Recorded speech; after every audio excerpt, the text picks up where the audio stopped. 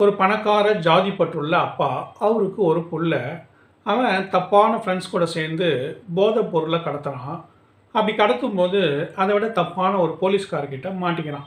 அந்த போலீஸ்காரு அவங்க அப்பாவுக்கு ஃபோன் பண்றாரு.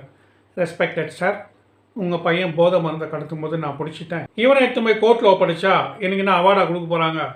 அத விட உங்ககிட்ட பத்திரமா எடுத்து வந்து விட்டா, நீங்க ஏதாவது குடுப்பீங்கல்ல?" அப்படின்னு பேரம் பேசுறாரு. அந்த பணக்காரன் வேற வழி இல்லாம ₹5,00,00,000 குடுக்க ஒத்துக்கிறாரு. அவர்கிட்ட ஜாதி விசுவாசம் உள்ள ஒரு வேலைக்காரன் இருக்கிறான். ஆனா, அவன்கிட்ட பணத்த குடுத்து அனுப்பாம, டிரைவர் கிட்ட குடுத்து அனுப்புறாரு.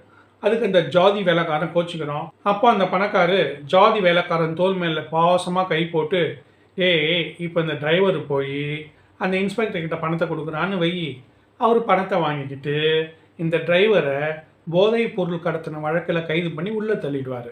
நம்ம பையன ரிலீஸ் பண்ணிடுவாரு. அதுக்கு தான் அவன அனுப்புறேன்னு ஒரு மாஸ்டர் பிளான சொல்றாரு."